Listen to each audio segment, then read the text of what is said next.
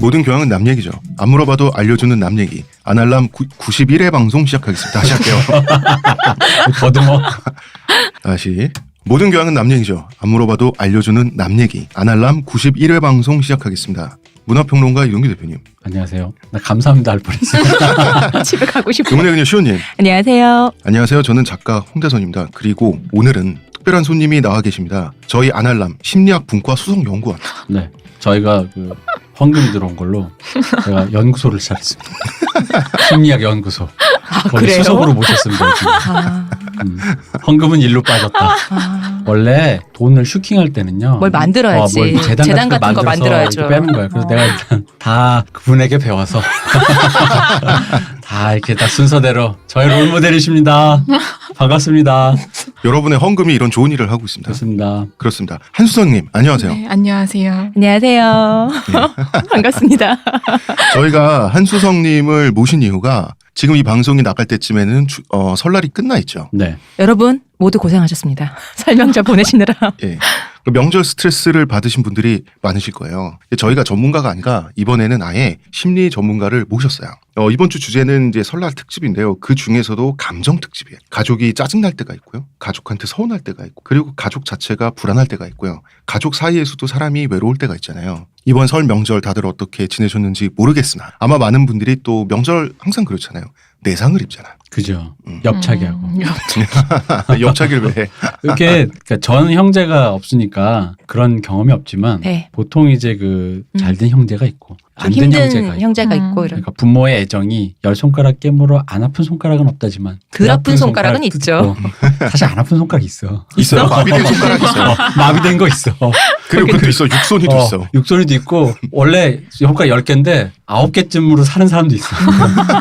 하나는 없는 셈 치고. 자식이 꼭 그럴 때가 있는데 이제 그런 거에 그 우중충하게 이렇게 어쨌든 이렇게 얼룩덜룩하게 애정이 네. 이렇게 골고루 되지 않았을 경우에 주로 술 먹고 어른이 된 이제 형제가 아버지 어머니 앞에서 만났을 때 처음에 화기애애했던 분위기가 이제 술 먹고 이제 그때 형 대학 등록금 때문에 이러면서 뭐 이런 거 있잖아요. 고기 반찬 형만 싸주고. 아니면 뭐 그때 막내 아들이라고 대학 보낸다고 뭐 이러면서 그런 거 있잖아. 내가 장학금까지 해서 4년제 붙었는데 동생 가라고 나는 못 가게 하고 뭐 이런 거 있잖아요. 그지 아버지가 서울대 아니면 갈 생각 마라. 왜 등록금이 싸니까. 특히 집안이 선산을 갖고 있을 때. 왜? 선사님은 좋은 거 아니에요? 아이 그 물려받으면 조각조각 나눠야 되잖아. 그럴 때 이제 난리 납니다. 그쵸. 요즘 법이 바뀌었나? 딸은 원래 n분의 1이 아니었었잖아. 예전에는 그랬죠. 바뀌었어요. n분의 1로. 그렇군요. 바뀌었군요. 네. 좋은 시대다. 대표님 한창 때는 안 그랬지. 우리 때는 안 그랬어. 국물도 없지. 안 할 거야? 국물도 안 줄 거야? 그럼. 두 번째 여성 게스트세요. 네. 예. 네. 이서영 작가님이 작년이었나요? 네. 작년이죠. 재작년. 재작년인가? 재작년인가 겨울이니까. 벌써? 어머 어떻게 재작년인가 봐. 겨울이었으니까. 우리 그렇게 오래 방송 오래 했어. 그 뒤로 오시는 게스트들은 항상 칙칙한 남성분들이었다가 이번에 최초로 여성 게스트가 최초 아니라니까. 잠깐 여기서 이제 우리가 폭로해야 돼. 홍 작가가 대본을 수립할 때 네. 멘트를 최초의 여성 게스트라고 얘기했어. 이성 작가님 오신 지가 한참 돼서 잊으신 거예요. 너무 오래돼서 이성 작가의 잊고 존재를 있었어. 잊어버렸다. 아니야, 나 그런 사람 하얗게 아니야. 지워버리고 계시다가. 페미니스트가 그렇게 믿더냐. 제가 한남이라. 이거 몰아가기 너무 좋다. 남성의 무의식은 이런 거다. 페미니스트는 빨리 삭제하자. 기억에서 지우자. 여성주의 옛말이냐. 자, 새로운 여성 게스트. 아니 그래서 최초의 저도 여성 게스트. 제가 그럼 최초가 저- 아닌데 최초라고 쓰여 있어서 잊으셨어요. 누군가의 존재를 잊으셨어요. 몰아가기 좋다 이거 진짜. 한소님, 저는 양성평등을 지향하는 사람으로 다시 태어나기 위해서 어떻게 갱생되면 될까요? 갱생이요? 예. 안 된대요. 표정을 보니 한수성님 표정 보니까 다시 태어나야 될 것 같아요. 정말? 이번 생은 글렀다는 표정이세요. 자, 저희 아날람은 호텔스닷컴과 프로모션 페이지를 운영하고 있습니다. 국내 최고 조건으로 국내외 모든 숙박시설을 예약하실 수 있고요. 저는 잠시 광고 듣고 오겠습니다. 지금 티스템 두피 클렌저와 두피 에센스를 검색해보세요. 과학이 당신의 모발에게 주는 선물, 티스템입니다. 오늘 주제는 가족 심리인데요. 오늘의 이야기의 주인공이 미국인이에요. 네. 이 미국인의 이름이 뭐죠? 머레이 보엔이죠. 보엔 박사. 네. 이 미국 분이 평생 천착해서 연구한 주제가 현대 한국인의 상황을 잘 설명해주고 있는 것도 같아요. 굉장히 보편적인 주제인데, 자 마침 설이었어요. 왜? 나 아닌데. 저. 억울하다. 여러분 일가 친척 앞에서 단란한 가족의 모습과 사회생활, 기타 등등 뭐 학업을 씩씩하게 해내는 모습이나 이런 걸 보여드리면 좋잖아. 그런 모습을 또 원하시죠. 근데 생각대로 안 돼서 그렇지. 취직이 안 돼서 문제고 대학을 좋은 데를 못 가서 문제인데 그런 스스로의 모습을 보여줄 일에 얼마나 성공을 하셨는지는 모르겠습니다. 많은 분들이 집에 내려가서 부모님을 뵈야 한다고 생각하면 가슴이 답답해지는 분들이 있을 거 아니에요. 저도 그 중에 한 명입니다. 아 그래요? 네. 저는 그 정도는 아닌데. 저는 그리고 그렇다고 말할 수는 없습니다. 그런 걸로 얘기합시다. 그리고 어떤 분들은 이런 분들이 있잖아요. 부모는 부모 일이고 내일은 내 일이고. 그런데 그런 식의 태도를 보였을 때 부모님이나 일가 친척으로부터 너 왜 이렇게 사람이 차갑냐. 정없다. 정없다. 이런 비난 듣는 분들도 있을 거고요. 그렇게 곱게 표현 들으면 차라리 낫지. 그치. 싸가지가 없어. 저는 뭐 어릴 때부터 그쵸. 저 모양이더니 커서도 저래 이런 소리 듣지 보통. 집 하나 한다고. 뭐 어때가지고. 크기 전에 좀 때렸어야 돼. 본데 없다고. 근데 그러면은 그걸 우리 엄마 앞에서 우리 부모님 앞에서 일가 친척이 본데 없다고 하면 우리 부모님 욕하는 거잖아. 우리 부모님 매기는 거 아니야. 그럴 때는 이제 좋은 방법이 족보를 어디서 구입했는지부터. 족보를 팔면 안 돼요. 피는 게 아니라 그 족보를 어디서 구입했는지를 일단 구입 원가도 따져보고. 그걸 일단 얘기해봐야지. 근데 본데를 굳이 따지면. 보엔 얘기할 때 족보가 중요해요. 족보를 그렇군요. 보셔야 돼요. 근데 잠깐만 그러니까 그게요. 저희 같이 그 조선 구한말을 겪은 사람들 입장에서는 그럼 이게 그 데이터가 굉장히 근거가 없어지는 거잖아요. 유럽의 귀족 정도면 상관없는데 이름 가운데 폰이나 반. 물론 여기서의 족보는 많으면 좋은데 적어도 3세대. 3세대까지는 그렇게 멀리 안 가는군요. 3세대 하니까 왜 이런 분들이 있잖아요. 우리 아버지는 할머니가 시킨 건 다 해야 돼. 그것 때문에 어머니랑 사이가 안 좋아. 부모님을 사랑하시겠지만 완벽한 부모님은 또 없잖아요. 그렇죠. 그리고 뭐 우리 엄마는 난 엄마처럼 살지 않을 거야 이런 분들도 있잖아요. 아버지한테 완전히 휘둘리고 있는 것 같고. 그런 가족의 모습을 보면서 성장을 하면 그게 점점 마음속에 누적돼서 나의 스트레스 중에 하나가 된단 말이에요. 그리고 비슷하게 내가 그렇게 행동을 하고 있을 수도 있죠. 그렇죠. 어느 순간 내가 싫어했던 아버지의 모습이 불현듯 나한테서 나올 때 그때는 이렇게 뒤통수 꽉 맞잖아요. 진짜 무서운 것 같아요. 근데 그 신기해. 그 싫어하는 모습인데 나도 모르게 그걸 학습 보고 자라서 그런 건가? 그러니까 그 학습에 대한 얘기를 이제 오늘 다루는 거죠. 그런 식으로 가족에게서 내가 영향을 받을 수밖에 없는 존재임에 대한 얘기인 거예요. 왜 아들들 특히 이렇게 학대하는 아버지를 보고 자란 아들이 엄마 때리거나 자기도 학대하고 하니까 절대 저렇게 안 산다고. 근데 어느 순간 자기도 자기 옛날 뭐 자기 배우자나 자기 어머니나 이런 존재에게 어느 날 자기도 손찌검하는 나를 발견하고는 깜짝 놀래고 이런 사례 되게 많잖아요. 가정이 좋은 거겠지만 사실 많은 분들한테 가정은 지긋지긋한 거기도 하잖아. 지겹다 지겨워. 가족은 사실 굴레처럼 벗어날 수 없잖아요. 피로 맺어진 거라. 맞아요. 보편적으로 가족을 되게 좋다고 말하는 사람은 그러니까 우리가 왜 마치 그 구어체와 문어체가 다르듯이 막상 말할 때는 가족은 좋은 거야라고 말하지만 세계 대부분의 그 사람들의 마음속의 가족은 그런 느낌인 거죠. 약간 뭔가 굴레 같고 지긋지긋하고 뭔가 뭐라고 해야 될까 이거 뭐 구질구질하고 가족 이러면 이제 큰 단위 이 단어만 생각하면 좋죠. 근데 그게 나의 가족으로 이제 좁게 들어오면서부터는 그 마음이 생기는 거죠. 지금 좀 지긋지긋하기도 하고. 어릴 때 자라면서 엄마 아빠를 좋아하지만 부모님이 부부싸움하는 거, 부부싸움 하면 다 이제 바닥이 드러나잖아. 그렇죠. 몇 번은 보게 되잖아요. 보고 그런 것들, 그런 게 가족이란 게 굴레이기도 하고 사실은 많은 사람들이 가족으로부터 떨어져서 분리 독립을 하고 싶어 하잖아요. 어릴 때부터. 그런 그 분리 욕구가 있는데 그런 답답함. 근데 분리가 돼도 명절 때는 다시 재확인해야 돼. 1년 몇 번 재확인해야 될 때가 있잖아요. 자, 이 얘기를 하기 위해서 머레이 보웬이라는 심리학자를 저희가 모시고 온 건 아니지만 머레이 보웬 전문가를 모시고 온 겁니다. 한수정님. 예, 다시 한번 반갑습니다. 네, 반갑습니다. 머레이 보엔 전문가라고 하니까 굉장히 부담스럽네요. 이럴 때는 그냥 가만히 계시면 돼요. 전문가인 양 가만히 계시면 돼요. 이게 여러분 이걸 굉장히 정직하시군요. 불필요하게. 그지. 여기 나오신 분들 중에 그러니까 우리가 네. 진짜 전문가들은 그 말의 무게를 되게 민감하게 받아들이신단 말이에요. 그러니까 이분이 진짜 전문가라는 걸 느낄 수 있어요. 그렇죠. 근데 왜냐하면 보통 맞아. 자기 입으로 전 좌파입니다. 제가 땡땡 전문가입니다. 제가 그쪽에 관해서는 뭐 제가 전문가입니다 하는 그런 분들 많은데 실제로 진짜 전문가들은 제가 또 그거를 그렇게까지 또 뭐 맞아. 이렇게 한 이분이 맞아. 그래서 이런 태도만 봐도 이분이 진짜 전문가가 맞다. 우리 SNS에서 그런 분들 진짜 많이 보잖아요. 진짜 전문가인 분들은 감히 말을 이제 섞거나 보태기를 좀 어려워하시는데 뭣도 아닌 사람들이 그렇게 말을 많이 해요. 맞아. 그래서 한수성님은 전문가가 틀림없다. 네, 우리가 보기에. 틀림없다. 왜냐면 우리가 너무 자신만만한 비전문가들을 많이 봤기 때문에 믿을만하다. 이분이야말로 진짜 전문가에 네. 준하지 않나. 세계에서 머레이 보엔이라는 심리학자를 가장 잘 이해하고 있는 몇 명 중에 한 명이라고 그렇게 그 물밑에서 알려져 세상에. 있습니다. 자, 머레이 보엔이라는 분은 심리학계에서 위상은 어느 정도세요? 이분은?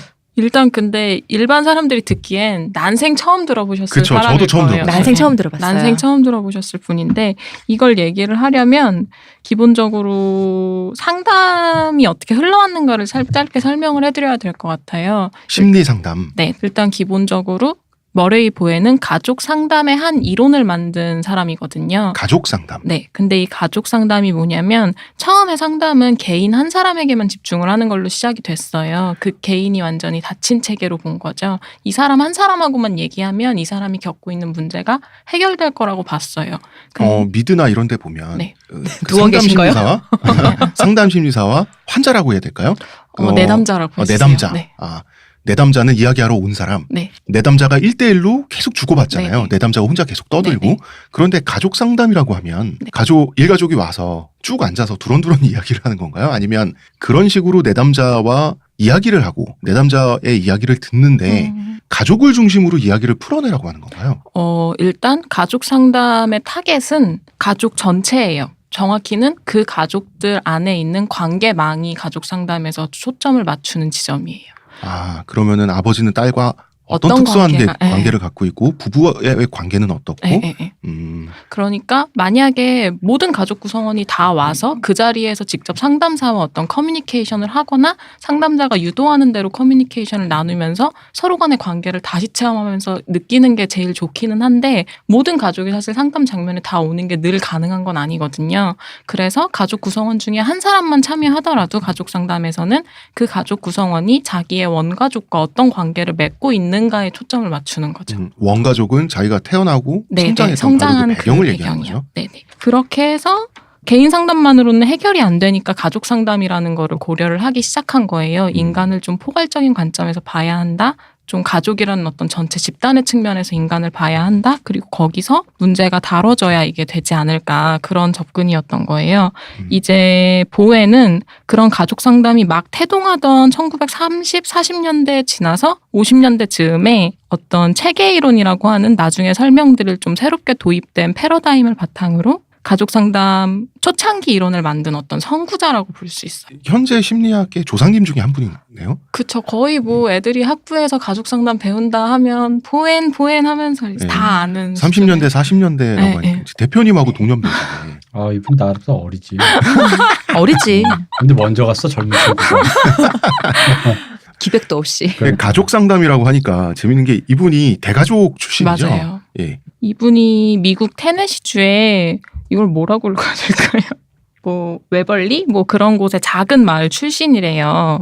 근데 이제 이분이 이 작은 마을이 약간 어떤 마을 구성원들이 다 그런 어떤 농업 계통에 종사하는 그냥 우리가 생각해도 정말 작은 시골 마을인 거예요. 주위에 뭐 없고. 닭 키우고 뭐 네, 동물들 네, 있고 막 이런. 네. 이제 그런 동네에서 보엔이 오형제의 장남으로 태어난 거죠. 그래서 뭐 부모가 하는 농사일, 가축을 돌보는 일, 뭐 과수원에서 뭐 비료 주고 과일 하는 일 이런 걸 도우면서 이 사람이 성장을 한 거예요. 우리 흔히 생각하는 그거잖아요. 끝없이 펼쳐진 옥수수 네, 농장 네. 이런 데 태어난 거죠. 목축도 그쵸. 하고. 근데 이분이 2차 대전에 군의관으로 참전했다고 하는데 네네. 그러면은 의대에 진학을 한 거잖아요. 그쵸. 그 마을에서. 테네시주 하면 보통 컨트리. 네. 아니 봐봐요. 마당. 그 어릴 때부터 과일 따고 돼지 키우고 이렇게 그 일손이 모자란 거기서 전형적인 그 아동 노동 착취를 당하다가 그치. 이때는 근데 틈틈이 공부를 주경 야독을 해서 착취란 말도 할 수 있을까 싶을 정도로 진짜 그죠 이때는. 그쵸. 의대를 갔다는 게 이 사람이 머리가 아주 좋은 것 같다. 그거 아닙니까? 공부가 제일 쉬웠어요. 그리고 되게 흥미로운 게 보엔이 가족 상담을 만들었는데 정작 보엔의 가족 얘기에 대해서는 크게 길게 풀어진 것들이 많이 없어요. 그러니까 이렇게 정보를 모은 게 이제 앞으로 설명드릴 그런 건데 신기한 거죠. 그러니까 이 작은 마을에서 어떻게 그 소년이 자라서 의사가 되기로 결정을 했을까가 물음표로 남아있어요. 농사 짓기 싫어서 그런 거 아닐까요? 지긋지긋하다 나가야겠다. 지긋지긋했겠지. 농사지기 쉽고 어. 어떻게 뭐 말로 쇼부를 보겠다. 법적 공부해서는 사실 나가서 하기는 쉽지 로스쿨 쉽지 않으니까 의대 이쪽은 또 가기도 좋잖아요. 근데 보면 이 사람의 결정에 이 어렸을 때 농사 일을 한 게 어느 정도 영향을 끼쳤구나라는 걸 알 수 있기는 해요. 2차 대전 때 군의관으로 참전하면 2차 대전이 사람이 굉장히 많이 죽은 전쟁이잖아요. 그죠? 네. 팔다리 떨어지고 뭐 이런 게 일상적으로 이렇게 있는데 이때 이 사람이 사람들을 치료하면서 몸만 치료하면 다가 아니다라고 느꼈던 것 같아요. 세계대전에서 당연히 군의관으로서 부상당한 사람들을 치료를 하는데 이 사람들이 육체적인 상처가 다 나았어도 회복이 되지 않는 모습들을 보게 된 거죠, 보엔이. 말하자면 마음이 다친 거죠. 그쵸. 그때 그래서 생각을 하게 되는 거예요. 이거는 몸에 원인이 있는 게 아닌 것 같다. 사람의 마음이나 정신적인 측면에 무언가가 지금 손상이 된 것 같다라는 추측을 하게 된 것 같아요. 전쟁 트라우마인 거죠. 그렇죠, 일종의. 그래서 후일에 이때 그 세계대전의 군의관으로 참여했던 경험이 정신과 의사로 전환하게 되는데 큰 영향을 미쳤다라고 이제 보게 되는 거죠. 그러고 나서 이 사람이 메닝거 재단이라는 재단에 입사를 하게 되는데 프로이트 이론을 연구했다 그랬어요. 네. 당시에 프로이트는 굉장한 스타 아니었나요? 그렇죠. 당시에 프로이트밖에 없었죠, 사실.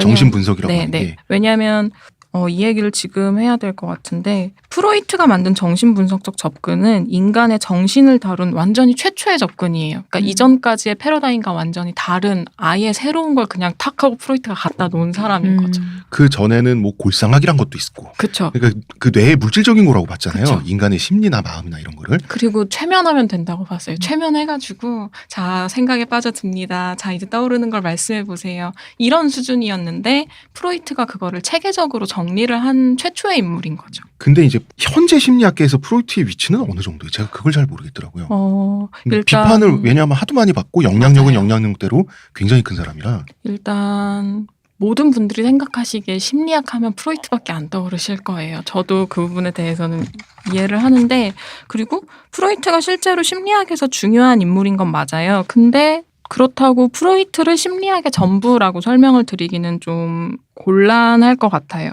실제로 프로이트 사후에 현대 정신분석 이론들이 성립이 되고 그것들이 미치는 영향력이 아직도 막대하긴 한데 현대에서 지속적으로 연구가 된 건 프로이트가 만든 거기서 끝난 게 아니라 프로이트 이후에 학자들이 발전시켜 놓은 어떤 이론들이거든요.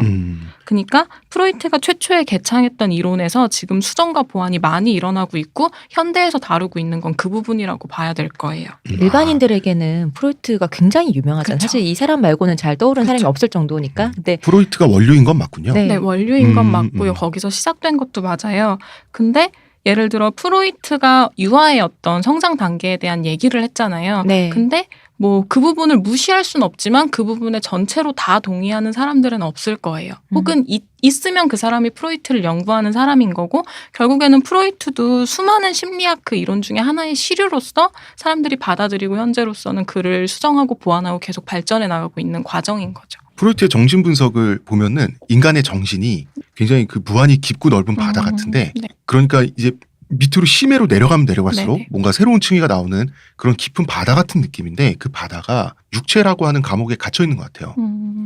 그래가지고 그 바다를 탐색하는데 정말 말씀하신 대로 그 한 사람의 마음속에 있는 우주라고 할까요? 그렇죠. 그걸로 계속 침잠에 들어가는 그런 느낌이 있어요. 근데 여기에 아마도 머레이 보엔이라는 분은 뭔가 이거는 그 한 사람의 소우주를 탐사하는 게 문제가 아니라 이 사람과 다른 사람들의 가족이라고 하는 관계를 파악해서 사람을 치료하거나 도움을 줄 수 있겠다라고 접근을 했던 것 같아요.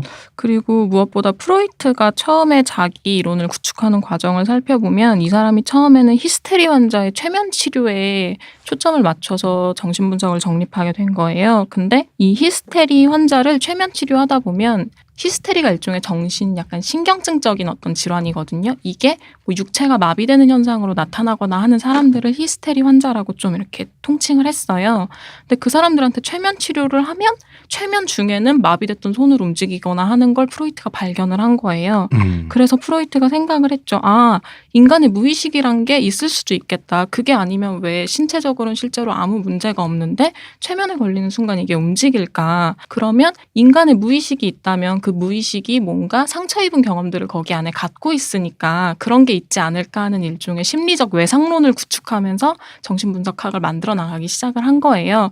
근데 앞서 설명드렸다시피 보엔도 외상이라는 심리적 외상이라는 개념의 세계 2차 대전에서 그걸 얻었잖아요. 네. 아마 그런 부분에서도 이제 프로이트를 탐색한 게 아닐까 하는 생각이 들더라고요. 프로이트는 우리 그 너무 유명한 게 프로이트를 존재를 모르는 우리 어머니조차도 어머 나 무의식적으로 그쵸. 이런 거 했나봐라는 말을 그쵸. 한단 말이지.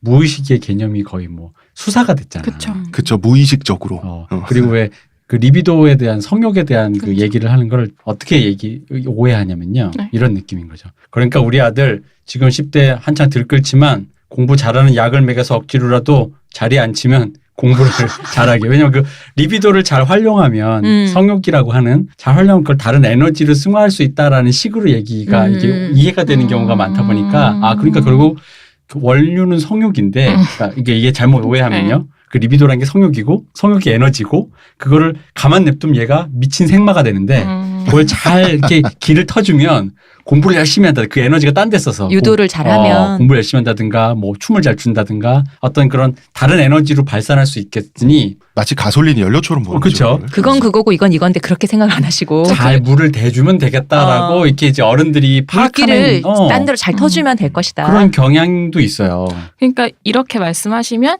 이거는 심리학적인 입장으로 그 아이에게 당한 거라기보단 심리학 중에서 프로이트의 관점으로 그 아이를 바라본 게 되는 거죠.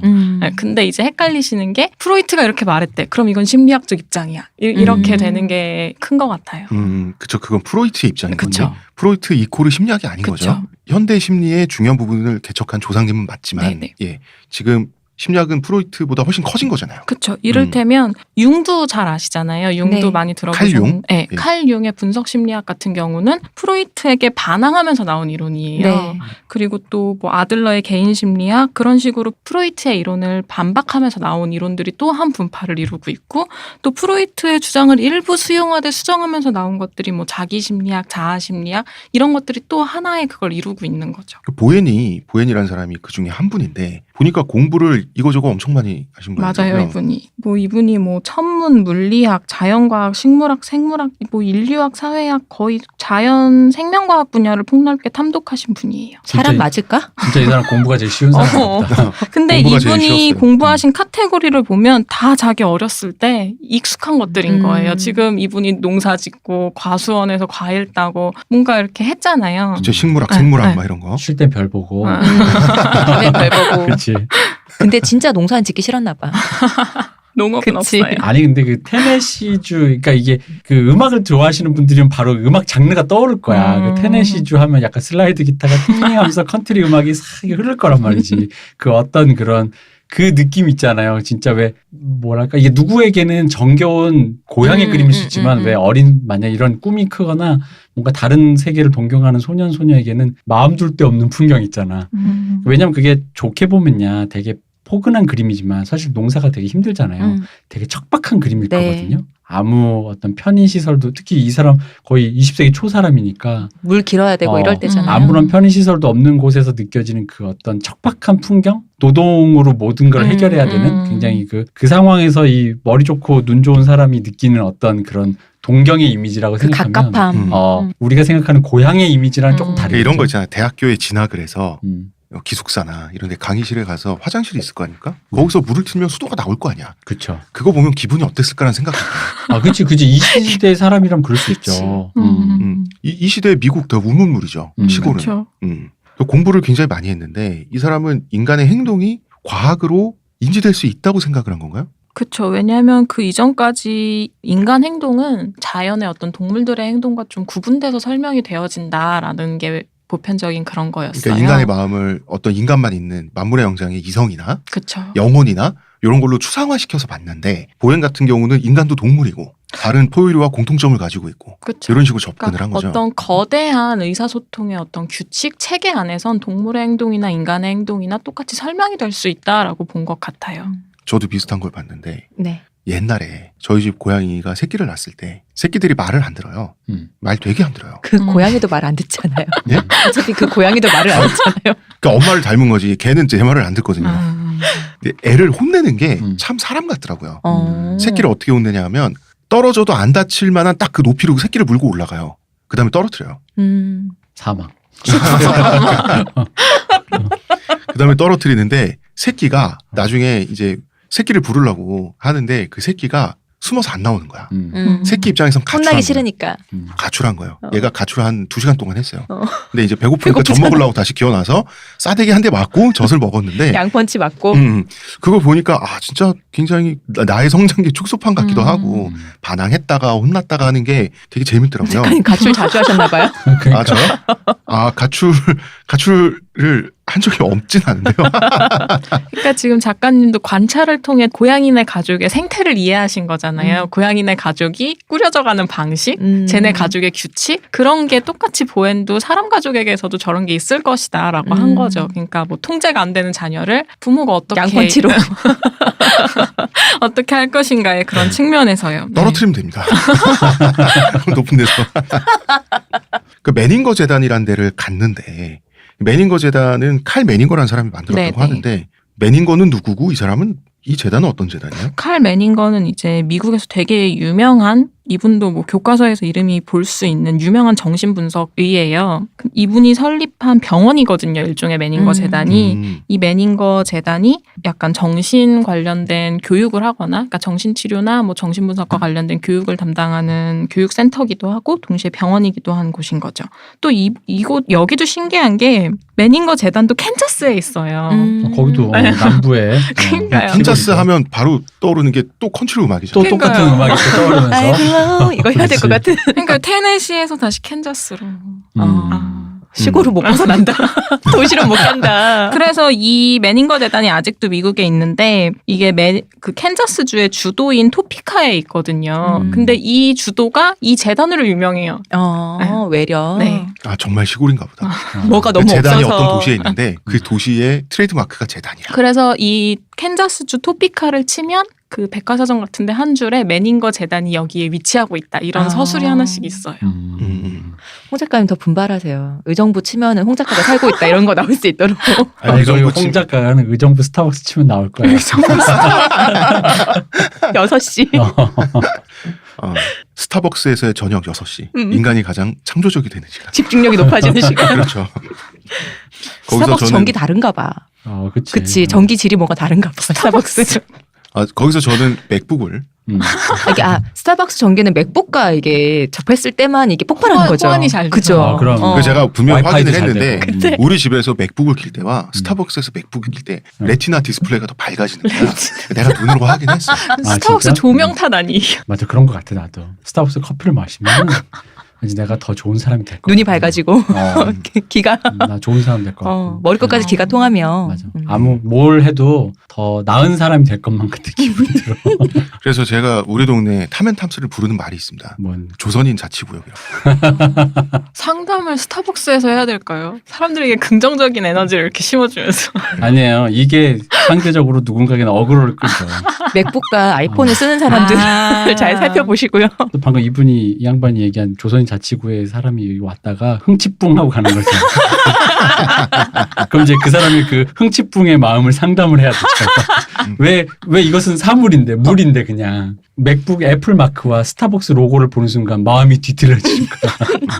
그리고 반대로 홍 작가는 왜 마음이 나도 더 나은 사람이 되는 것만 같아요. 온몸에 기문이 열리며. 스타벅스와 맥북 두 가지 요소만으로. 네. 그렇죠. 거기에 이제 하나 더 있어야 됩니다. 거기에 아이폰을 딱. 아이폰이 아, 있어야죠. 그렇죠. 안드로이드를 놓으면 안 됩니다. 전화 오면 아이패드, 맥북, 아이폰 다 울리게. 아이패드까지 있으면 이제 그분은 이제 그 브라만. 절에서 수행을 하다가 이 죽비라고 해서 스님들이 갖고 다니면서 자세가 흐트러지거나 그렇죠. 그럼 찰싹 때리잖아요. 네. 저는 그 스타벅스에 왜 도입을 안 하나? 왜 안드로이드 폰 써? 폰이 안드로이드거나 노트북을 열었는데 맥북이 아니야. 누가 삼성 쓰래? 좋다. 그러면은 이게 탁 때려야지. 그러니까 그거를 일하시는 재밌게 분들이. 하는다. 스타벅스 원래 이런 얘기 있잖아요. 뭐예요? 스타벅스 한 잔 사면 팔레스타인 어린아이 팔 하나가 떨어진다는 얘기 있잖아요. 이스라엘제 수류탄 모양을 해가지고 하나 던져주는 거야. 이게 깜짝 쇼로 이렇게 안드로이드 폰 쓰는 애한테 이렇게. 스티커를 붙여주는 거야. 이스라엘 그 국기 별 모양 스티커를 삼성 그 로고에 붙여주는 거지. 아, 이래서 그럼. 되겠느냐. 그래. 분발하시라. 그거 되게 몇 명을 매기는 거예요? 삼성 해체를 주장하는 거예요? 아니면 이스라엘을 매기는 건지. 아니면 이스라엘을 옹호하는 거에 대해서 이게 피하 구분이 안 되네. 내 편이 어딨어. 피하 그 구분이 안 돼. 공항 검색대 같은 게 좀 입구에 있어가지고 아 그걸 그래. 그게 처음부터 거르는 게 좋겠네요. 그거를 이제 통과를 할 때 음. 그 CCTV 같은데 사과 이제 마크가 스캔이 안 되면 사기 마크가 스캔이 안 되고 그럼 들어가는 타원이- 문이 달라지는 거예요. 예를 들면 타원이나 음. 알파벳 LG 이런 게 스캔이 이렇게 된다. 아, 손으로 사과 하트 사과 모양 이렇게, 만들어서 지하를 만들어서 없는 사람들 지하로 들어가도록 눈에 안 보이게. 좋다. 아, 눈에 안 보이게 어. 좋다. 지금 상당히 필요한가요? 상당히 필요하다고 봅니다. 죄송합니다. 어쨌든 메닝거 재단이라는 곳에서 이 사람이 연구를 하고 네, 환자들을 상담을 하면서 이 사람이 고안해낸 건가요? 다세대 가족 상담이라는 건데 네네.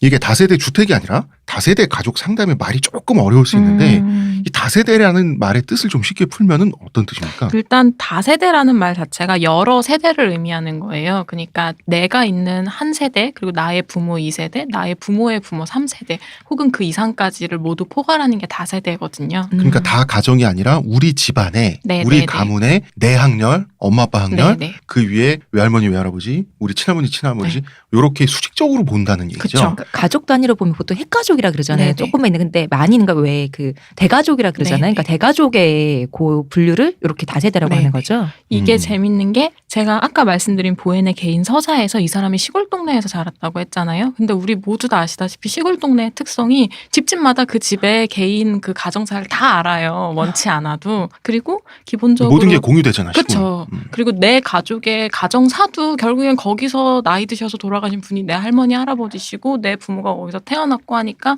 기본적으로 거대한 가족의 어떤 역사를 다 알고 자란 서로 사람인 거죠. 오픈돼 있죠. 본인이. 네. 네. 그런 맥락에서 이 사람이 이렇게 여러 세대에 집중을 한 게 아닐까라는 생각도 들었어요. 이게 조금 다른 얘기인데 예전에 누가 그런 말씀하시더라고요. 옛날에 우리 한창 이제 이촌양도를 했던 그 시절에는 부모님들은 도시가 무섭잖아요. 아무도 모르는. 근데 우리는 외려 모두가 다 알고 있는 시골이 무섭다. 그런 얘기를 했었거든요. 그런 느낌도 조금 나요. 이 시골은 모두가 모두를 다 그쵸. 알고 있잖아요. 그래서 이 사람은 뭐 할아버지가 어떤 문제를 갖고 있는 어느 집 친구는 그렇죠. 왠지 그 문제로부터 완전히 자유롭지 않은 것 그쵸. 같고 이런 거를 어릴 때부터 이제 보고 자랐을 텐데. 그럼요. 당연히 할아버지가 친구한테 사기당해서 땅 문서 뺏겼으면 그 영향으로 내가 가난한 거야. 자유롭지 못하지. 저번 주에 우리가 했잖아. 우리가 그러니까. 사귀었잖아. 그런 거지. 그 영향이 자유롭지 않을 수 있잖아요. 그죠? 그렇죠. 혹은 우리 집이 당대 대대로 조선시대 때 유지였는데 지주 집안이다가 지주 집안에 증조 할아버지가 독립운동 하신다고 사제를 다 팔아서 만주로 가시고 상해로 가셔가지고 우리가 이제 이렇게 됐다. 지금 이럴 수 손자인 있잖아요. 나는 막상 지금 매일매일 밥도 잘 못 먹는 상태가 되면 자, 어쨌든 다세대 가족 상담. 그래서 다세대 가족 상담은 다세대 뭐 이런 가정들을 불러 와서 상담을 하는 게 아니라 어떤 사람을 상담할 때 그 네. 사람의 문제를 서로 상담자와 내담자가 파악해 갈 때 그 네. 사람의 할아버지는 어땠어요? 할아버지 아버지의 관계는 어땠어요? 라고 해서 그 사람의 학렬들 네. 위로 올라가서 추적해가는 상담 방법이라는 뜻인 거죠. 좀 더 구체적으로 설명드리면 여러 가지 그 안에 상담 방법에 대한 여러 가지들이 있는데 개략적으로 말씀드리면 그렇게 될 것 같아요. 그리고 이게 기본적으로 그 사람이 갖고 온 어떤 문제가 특히 가정 내에서의 문제는 내 부모 윗세대 혹은 내 부모 세대에서 똑같이 그 비슷한 게 있었다라는 그런 맥락도 있는 거거든요. 그러니까 재현된 것뿐이다인 거예요. 지금의 없던 게 문제는. 생긴 게 아니고 부모가 갖고 있었던 문제는 할머니 할아버지로부터 물려받은 그렇죠. 거고 또 부모의 문제를 겪고 자란 사람은 그 문제를 반복하게 되고 그렇죠. 혹은 그 문제에서 파생된 거일 수도 있고요. 이게 어떤 느낌이 들어? 보엔이라는 분은 어떤 사람이 있으면 가정 환경, 성장, 경험 이런 게 인풋으로 투입이 되면 네. 그 사람이 마치 프린터 같은 거야. 일종의 말하자면 프린터 같아서 그 입력한 게 나오는 아웃풋되는 어떤 그런 걸로 이 사람을 본 게 아닌가. 사람이 어떤 걸 겪게 되고 네. 어떤 행동을 할 때 사실 부모님이 나에게 뭔가를 했을 때 그 부모님도 자신이 전혀 모르는 걸 가르칠 네. 수는 없잖아요. 그런 쪽으로 집중하신 게 아닌가 싶은데요. 그렇죠. 그 인풋 아웃풋의 관계인 거잖아요. 네. 기본적으로 피드백 과정 그리고 다시 그게 계속 환류되는 거잖아요. 네. 그런 걸 말한 게 체계 이론이라는 게 있어요. 체계 이론. 네. 그 체계 이론 안에서 보면은 가족은 하나의 체계로 간주가 되거든요. 가족 하나가 유기체인 거예요. 그럼 가족 안에 또 하위 체계가 여러 개가 있잖아요. 부부 하위 체계, 뭐 부모 자녀 하위 체계, 자녀 간 하위 체계. 그런 하위 체계들 간에 계속 커뮤니케이션을 하고 또 하위 체계끼리의 커뮤니케이션이 전체라는 가족이라는 하나의 체계를 만든다고 본 거죠. 좀 쉽게 설명을 하면 이 사람은 가족 내의 인간관계를 시스템으로 본 거죠. 그쵸. 네. 관계 자체를 하나의 그 생물처럼 본 네네. 건데 말씀하신 건 이런 거죠. 아빠와 딸만의 관계가 따로 있고 그 아빠와 둘째 딸만의 관계가 그쵸. 따로 있고 엄마와 아들만의 관계가 따로 있고 부부관계가 따로 네. 있어요. 이 하나하나가 다 시스템인 거죠. 그렇죠. 다 얽혀 있는 이 과정이라고 얽혀 있는 거의 총합이 그 가정이라고 가족인 하는 거죠. 유기체의 네. 시스템인 거죠.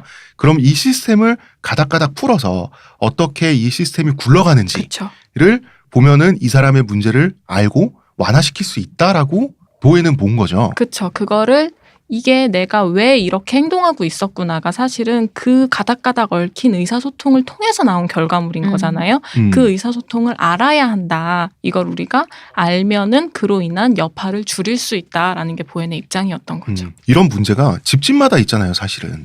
어떤 엄마가 있어요. 네. 그 엄마는 아들을 만약에 굉장히 애정을 하는데 딸한테는 좀 소홀하게 해. 그럼 이 엄마가 아들을 대하는 방식과 딸을 대하는 방식은 이 시스템이 달라요. 그렇죠. 그죠? 그럼 이 엄마가 왜 그럴까? 그쵸. 까지도 보는, 단지 엄마가 그랬어가 아니라 엄마는 왜 그럴까까지도 보는 게 다세대 가족 상담이잖아요. 엄마는 또 어떤 관계 속에서 이런 사람이 되었을까? 네네. 그런 행동을 하는 사람이 되었을까? 이런 얘기를 하면 약간 청취자 여러분들이 헷갈릴 수도 있는데 우리는 그러면은 정상인과 환자를 물과 기름처럼 구분하는 게 이 상담이 아니잖아요. 그렇죠. 우리는 다들 조금씩은 아프거나 아플 수 있다라고 접근을 하는 거잖아요. 일단 그리고 치료라는 단어를 쓰거나 그 약간 정신적이거나 심리적인 어려움을 겪으신 분들을 아프다라고 표현하는 게 저희 쪽 입장 차이기도 해요. 저는 그렇게 표현을 되도록 안 하려는 쪽의 사람이거든요. 저는 아프다라는 말이나 병, 뭐 치료라는 말을 왜 쓰기가 꺼려지냐면 사람이 그럼 마치 잘못된 사람 같은 거예요. 그 사람이 잘못된 결과물로 그렇게 와버린 것 같은 거예요. 근데 사실은 그 사람도 분명히 본인의 삶을 살고자 노력했을 거거든요. 내가 닥친 어려움을 극복하고자 노력했을 텐데 그 노력이 잠시 좌절돼서 그러고 있는 거라고 보는 게 맞지 않나 싶은 거예요. 그 사람이 보여주는 그 어떤 지금의 다소 어려운 풍경들이 그걸 완전히 병이라고 하고 무조건 없어져야 한다라고 치부하기엔 그 사람이 발휘한 어떤 적응의 노력인 거죠. 적응하고자 애썼던 과정의 산물이라고 보이거든요. 현대인은 다 조금씩 아프잖아요. 그러니까 이 말씀하신 게 결국 이런 거잖아요. 그러니까 어떤 증상이 있다고 치면 증상이라고 말하기도 좀 조심스럽지만 어쨌든 어떤 힘듦이 있다고 치면 심리적 어려움이 네. 있다고 쳤을 때 그러니까 예를 들면 이분이 만약에 그런 노력을 0이었다 완전 재난처럼 운석 떨어지듯이 재난처럼 했다면 지금의 그 상태보다 더 안 좋았을 그렇죠. 건데 지금 그 상태라는 게 결국 이 사람도 어쨌든 플러스 마이너스 노력해서 어떤 네. 결과물로 본친다 그렇죠. 이런 얘기죠. 네. 그러니까 사람을 긍정적으로 보고자 하는 거죠. 그리고 실제로 그런 긍정성이 우리 안에 있으니까요. 현대인이 누구나 이제 아프다라기보다는 모두가 자기만의 어려움, 힘듦을 네. 갖고 있는 거죠. 그쵸. 네. 그래서 프로이트처럼 한 사람을 앉혀두고 딱 그 한 사람의 경험, 어떤 개인의 문제만으로 접근하는 게 아니라 이 사람을 보면은 이 사람은 인간은 사회적 동물로 본 것 네. 같아요. 인간은 사회적 동물로 진화한 동물이기 때문에 그 사회성을 가지고 인간을 파악해야지. 근데 인간에게 최초의 사회, 가장 내밀한 사회는 처음 겪는 게 가정이잖아요. 가족이죠. 네. 이 가정을 이 사람이 갖고 있는 문제가 됐든 특징이 됐든 그거의 근원으로 가정하고 접근을 해본 거죠. 그렇죠. 보이는. 그리고 또 한 가지 더 프로이트가 말한 뭐 무의식이나 그런 어떤 자유 연상이나 그런 것들이 보엔에게는 조금 추상적으로 다가왔던 것 같아요. 보엔은 그 과거 이력을 보시면 알겠지만 이 사람이 굉장히 명징한 작업들을 했던 사람이거든요. 연구한 것들이 뭐 생명과학 이런 분야예요. 게다가 의학 이런 거고요. 그러니까 이 사람한테 있어서 프로이트는 설명되지 않는 부분들이 있는 거예요. 이걸 과학적으로 실증적으로 체계적으로 설명하기엔 부족했던 거죠.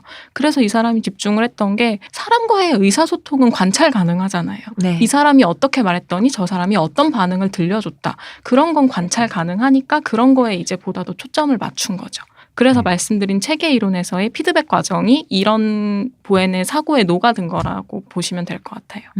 인간이 가족 관계에 의해 어떤 영향을 받는가? 쉬운 말로 풀면 자식이 뭐 마음의 병을 얻건 어떤 특징이 생기는데 아마 부모가 이제 가장 크겠죠. 부모가 포함된 가정이 어떤 역할을 해왔는가? 그거를 관찰하고 그거를 상담하러 오는 내담자도 자기 스스로의 가족에 대해서 알게 하는 게 그렇죠.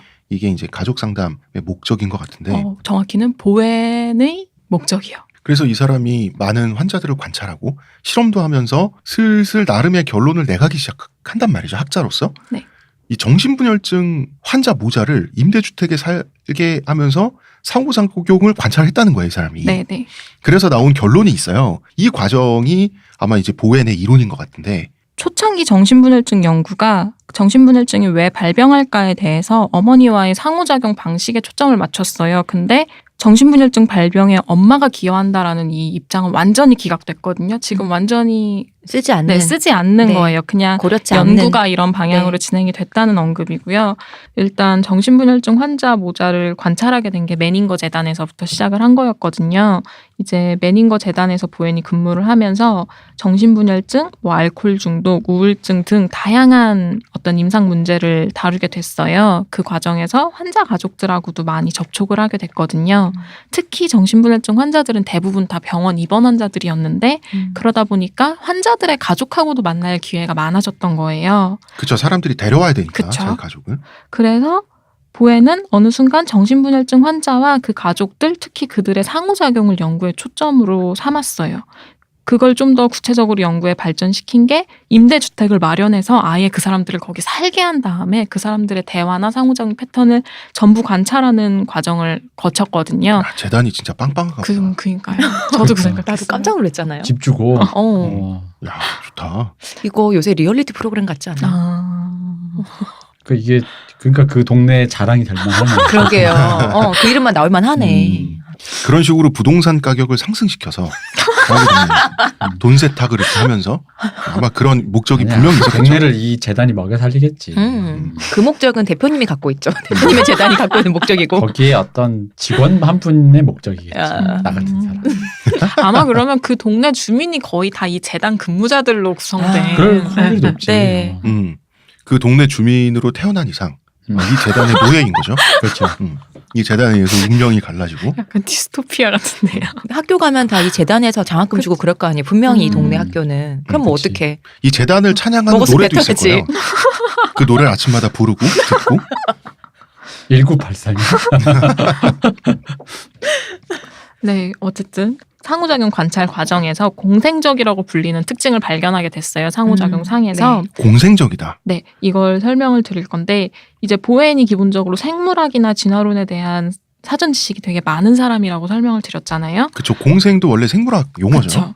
보엔이 보기에 일반적인 포유류들에게 있어서 모자 간 공생 관계는 자연스러운 현상이고 진화적인 기능을 한다라고 봤어요. 왜냐하면 자녀 양육기 동안 당연히 엄마랑 자녀랑 친밀하게 개입을 하고 관계를 맺는 게 포유류의 일반적인 생존을 위한 특징이라는 거죠. 이걸 조금 설명을 하면 우리는 난생, 달걀에서 태어나지 않잖아. 그렇죠. 굉장히 무기력한 채로 포유류 새끼는 네. 태어나잖아요. 인간도 그렇고. 그래서 모성애가 필요하고 얘를 책임져야 되니까 어미가. 그다음에 새끼는 굉장히 유약하게 타고나는 대신 엄마한테 애교도 부려야 되고 엄마한테 앵앵거려야 되고 그런 것들이 이제 그런 밀착된 그런 관계를 공생적이라고 본 네네. 거죠. 예. 그러면서 포유류가 점점 자기 혼자서 자립할 수 있는 능력들을 천천히 배우게 되잖아요. 성장 과정 속에서. 그렇게 독립된 성인이 되면서부터 엄마랑 떨어져 나가는 게 단계별로 이뤄지는 게 포유류의 성장 과정인 거죠. 마지막 단계는 이제 고려장. 무슨 소리 하시는 나라만 부시고 아니 점점 떨어져 나가는 단계를 완성한다 왜 그러니까. 묻을라 그래. 근데 여기서 이제 잠깐 그 엄마라는 표현이 좀 네. 부담스럽다면은 이제 주 양육자라는 네네. 표현으로 네. 이게 이해를 하셔도 좋습니다. 네. 네. 이게 이제 보편적으로 이분은 이제 근대 사람이니까 보편적으로 이제 여성이 주로 주 양육자의 의무를 졌기 때문에 주로 관찰된 사례가 엄마지만 네. 이때 또 옛날이잖아요. 그렇죠. 미국도 굉장히 보수적. 현대 개념으로 지금에 와서 약간 이제 언어를 좀 굳이 수정하자면 네. 주 양육자라고 굳이 봐야 되겠죠. 네. 네네. 근데 보엔이 보기에 정신분열증 환자의 경우 주양육자와 그 그 환자 본인 간의 개입이 평균보다 훨씬 더 강렬한 관계를 맺고 있고 그 관계가 성인기까지도 계속 연장되어 있다라는 걸 발견을 한 거죠. 굉장히 그러니까 엄마한테 의존적이다. 네. 다시 말해서. 근데 물론 현재 정신분열증의 발병 기제나 그 유지 원인으로서 모자공생 관계가 갖는 설득력은 미비해요. 완전히 없어요. 이거는 기각된 이론이에요. 어쨌든 그냥 보앤이 이런 거를 관찰을 했고 이게 단초가 되어서 다른 이렇게 생각들이 발전이 된다라는 걸 말씀드리려고 가져온 거예요. 이론은 기각이 됐는데 학문적인 차원에서 이론은 기각이 됐는데 어쨌든 보앤이 보기에는 그렇죠. 정신분열을 가진 사람과 엄마와의 공생관계가 짙은 사람이 네네. 많이 겹치더라라는 네네. 거죠. 다른 일반인에 비해서 결속력이 강하다. 그래서 거기서 포착을 해서 또 다음 연구를 진행을 하는 거죠. 이제 보앤이 1954년에 매닝거 재단을 떠나서 연방 그 동네 네. 주인을 떠났군요. 그쵸. 그 탈출이 가능했나 봐요.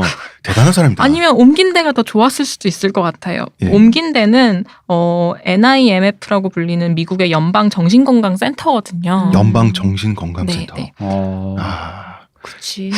그러니까 이게 경찰서를 떠나서 FBI로 그렇죠. 가는 그런 그쵸. 기분이네. 이때는 프로젝트 크기를 더 키워요. 정신분열증 환자 가족 전체를 다 입원시키고 와. 그걸 관찰하는 프로젝트를 시작을 한 거예요. 프로젝트 지속 기간이 무려 5년이었어요. 우와. 입원시키는 과정이 평화로웠기를 바랍니다. 그러니까 매닝거보다 더 사이즈 크게 컸네. 지원해줄 수 있는 어. 어떤 여건을 마련해줬나 보네. 네, 그쵸. 거기가. 그래서 이 5년 동안 프로젝트를 진행하면서 한 환자 가족과 그 환자의 상호작용을 수개월에서 1년 이상까지도 관측을 한 거죠. 그래서 말하자면 뭘 하세요가 아니라 그냥 살게 내버려두고. 그쵸. 리얼리티 프로그램 같다. 다시 그치. 말하지만. 그래서 그 방식 그대로지 뭐. 그래서 이 과정에서 보앤이 두 가지 중요한 관찰을 도출해내요. 관찰의 결과를. 일단 첫 번째 관찰은 어머니와 정신분열증 환자 간 정서적 강렬함이 본인이 생각했던 것보다 훨씬 더 강하다는 것. 그래서 두 사람을 별개의 사람으로 보는 게 보앤은 어려웠다라고 설명을 해요. 별개의 사람으로 보는 게 어려웠다. 네. 그러니까 이게 뭐 말하자면 환자가 경험한 정서를 어머니가 같이 느끼기도 하고 어머니의 정서를 환자가 함께 느끼기도 하고 뭐 그런 점에서의 별개의 사람으로 보는 게 어려웠다라는 얘기인 거죠. 이게 지금 실험실에서 일어나는 신비한 일처럼 청취자들이 느낄 수 있는데 말하자면 이런 얘기를 하고 계신 거예요. 부부관계가 자기 남편이 마마보인데 부부관계 자체는 문제가 없어요. 시어머니가 자기한테 분노를 터뜨리면 남편도 따라서 분노하는 그쵸. 거야. 너 왜 우리 어머니를 저렇게 그쵸, 화나게 그쵸. 만들었어? 그쵸. 이거를 이제 심리학적 용어로 전이라고 한다고 하더라고요. 전이. 네네. 근데 이것도 전이잖아요. 우리가 일상생활에서 흔히 보는 우리가 드라마를 경험한 막장 드라마에서 나오는 마마보이 아들들의 행동들이 사실은 전이잖아. 뭔가 이렇게 세 분이 맞아 이거 좀 해주란 말이야. 잘 들었습니다. 자 시호님 맞아 끄덕끄덕 빨리 해. 대표님. 그러니까 정확히 전이는 근데 그거예요. 뭐 예를 들어 제가 이 대표님이랑 싸웠는데 이 대표님이랑 비슷하게 생긴 만약에 홍 작가님이 비슷하게 생기셨으면 비슷하게 생긴 홍 작가님을 보는데 화낼 상황이 아닌데 갑자기 내가 화를 왈칵 내는 거예요. 그럴 수 있지. 그거는 이 대표님이랑 있었던 내 감정이 이 사람하고 옮겨간 거거든요. 실제로 이 사람에게 화낼 문제가 아닌데. 속담에서 그런 걸 보면은 자라보고 놀란 가슴 소뚜껑 보고 놀란다. 비슷한 게 제 친구의 경우에 제 친구 남편이 제 친구한테 잘 못하는 걸 볼 때 제 친구 남편과 쏙 닮은 그 아들이 미워 보이거든요. 그쵸. 그런 그런 거죠. 그런 건 거죠. 그러니까 이게 뭐 전이니 관찰이니 하는 게 실험실에서 벌어진 일뿐만 아니라 우리 일상에 그냥 보편적으로 그쵸, 퍼져 일상에 있는 있어요. 얘기인 네. 거죠. 이게. 그렇구나. 내가 그래서 그런지 어쩐지 이렇게 몽골리아를 닮은 사람들만 보면 화가 나. 이렇게 우라가 터지고 답답하고 막 이렇게. 그럼 대표님 저랑 마주할 때는 항상 분노를 억누르고 있는. 그렇죠. 이게 바로 그거를 홍 작가님이 촉발시킨 거예요. 아 그런 거요? 수양의 단계. 제가 몽골리안 인종에 대표님 방송 시작하기 전에 그런 거 없었죠. 그렇죠. 어. 없었지. 나는 내가 난 생김새가 사회동포주의였는데 약간 저기 그 우생학자가 됐어. 나는 내가 너무 전형적인 몽골리안으로 생겨서 나는 장기기증이 아니라 인종박물관에 아 맞아. 그래. 우리 그 한수석에게 물어봅시다. 네. 자 어떻습니까? 실제로 실물을 영접한 순간. 없죠. 실물을 영접한 순간, 그러니까 두 가지. 몽골리안의 어떤 그 굉장히 그 특징적인 특질을 갖고 지금 안경 벗었잖아요. 어떻게 생각해요? 부담스러워. 이걸 제가 뭐라고 답변을 드려야 되는 거예요? 네 아니로만 하시면 됩니다. 그 외꺼풀과 눈두덩 이게 몽골리안의 특징이잖아요. 그쵸. 어렸을 때 저희 엄마는 애들이 잘못하면 뺨 이렇게 딱 잡고 이렇게 막 흔드는 거 있잖아. 눈두덩. 지표 근데. 자, 그리고 그 다음 이제 대답을 거부하셨고, 머리숱에 대해서. 근데 이거는 없어. 제가 아까 머리숱 하면 자꾸 다른 얘기가 생각이 나가지고요. 아까 그 시온님한테도 드린 얘기인데 제가 여기를 나간다라고 했더니 주위에 이걸 듣고 계시던 분들이 뭐 어떻게 해서 나가게 됐냐 이런 얘기를 했어요. 그래서 뭐 이분들 중에 한 분이 아시는 분이셨다 이렇게 얘기를 풀었더니 갑자기 머리 없으신 분? 이러는 거예요. 그러니까 그래서 아니 그 이 대표님 이렇게 얘기를 했더니 아니야 나는 거기에 머리가 있으신 분과 그러니까 인덱싱 자체가 두 분의 인덱싱이 머리 있는 사람과 없는 없는 사람으로 기억을 하고 계시는 인덱싱이 돼 거예요. 있다고. 근데 실제로 봤을 때 어때요? 상상보다 괜찮으셨어요. 무슨 감사합니다. 상상을 하셨길래? 상상이 어땠길래? 저를 평소에 어떻게 생각하고 계셨는지 알겠습니다. 근데 보통 그럴 땐 모범 답안이 있어요. 대선 진리교 신도였다가 계속 해주세요. 있어봐. 변수사님. 대선 진리교 신도였다가 방송에 출연하기 위해서 헌금을 내므로써 출연이 가능해졌다. 죄송합니다. 자, 설명해 주세요. 막 던져. 배고파서 그래. 그래서 이제 뭐 첫 번째 관찰로 두 사람을 별개의 사람으로 보는 게 어려웠다 이게 있었고요. 두 번째 관찰은 상호작용 패턴이 단순히 환자랑 어머니가 문제라고만 생각을 했는데 보앤이 5년 동안 다시 관찰을 해보니까 다른 가족들도 문제를 키우거나 유지하는데 다 한 몫을 담당하고 있었다는 걸 밝히게 돼요. 그러니까 예를 들어 우리가 어느 가족에게 어느 가족 구성원 중 누구에게 너는 늘 이게 잘못이야. 너는 우리 가족 중에서 뭔가 부적절해 하다고 하면 다른 사람들은 그렇게 되지 않기 위한 과잉 적절함을 수행해야 걔가 부적절하게 되는 거잖아요.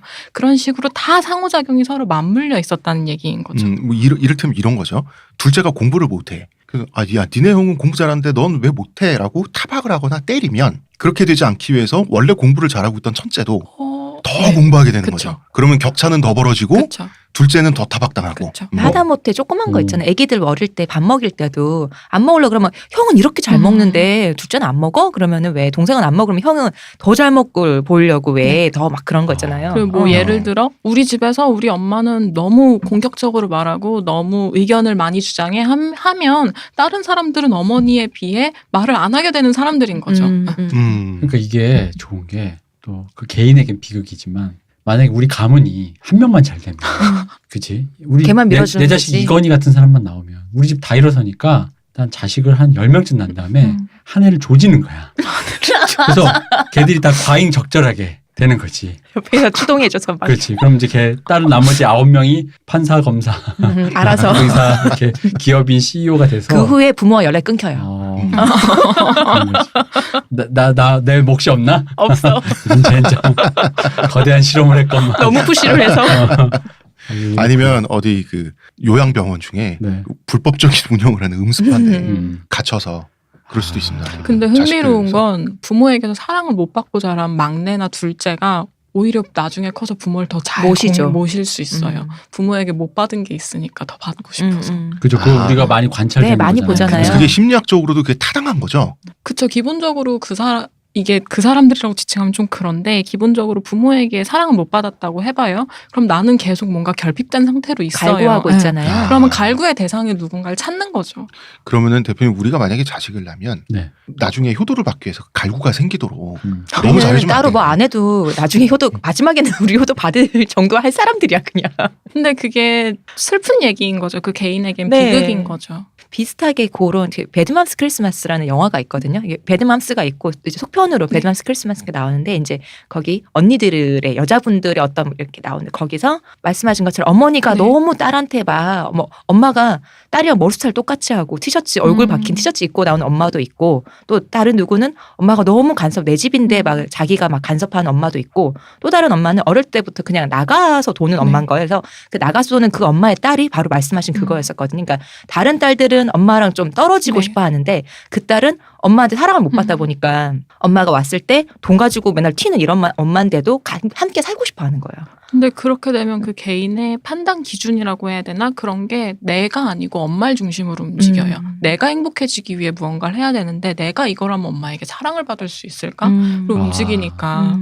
그게 슬프네요 이제, 진짜. 그래서 우리는 이해가 안 가지만 자기 어떤 대학교 갈지 무슨 과 갈지를 부모가 그쵸. 정해주는 집안이 굉장히 많잖아요. 정말 많아요. 근데 어. 이해 안 갈 나한텐- 것도 나는 아니라고 보는 게 그냥 우리나라 교육상 사실 어릴 때 뭔가 체험을 많이 하게 해주는 것도 아니고 뭔가 진로에 대해서 깊은 고민을 하게 만들지 않잖아요. 맞아요. 그러다 보면 이제 어른들이 정해주는 대로 가기가 쉽잖아요. 난 그거는 진짜 보편적이라고 봐요. 그래서 적절과 부적절 말씀을 하셨는데 네네. 그게 다가 아니잖아요. 예를 들어서 뭐 결단력과 비결단 이런 개념도 있더라고요. 어머니가 모든 집안의 결정권자면 다른 사람들은 결정을 내리지 않는 방식의 따라가는. 포지션을 취하는 거죠. 그러니까 이건 또 권력의 문제구나. 아니 이제 권력의 문제가 아니라 나중에 그 의무도 돼. 왜냐면은 그 사람이 그거를 계속 알아서 잘 하다 보니까 심지어는 떨어져 있는 사람한테까지 예를 들어 어떤 딸이 뭐 이렇게 그런 걸 똑소리 나게 잘해. 뭐 이렇게 티켓팅도 잘하고 그러면은 네. 그 딸이 심지어는 같이 모든 안 걸 다 해야 살고 돼. 저기 서울 가 사는데도 전화 굳이 와. 전화 걸어가지고 맞아요.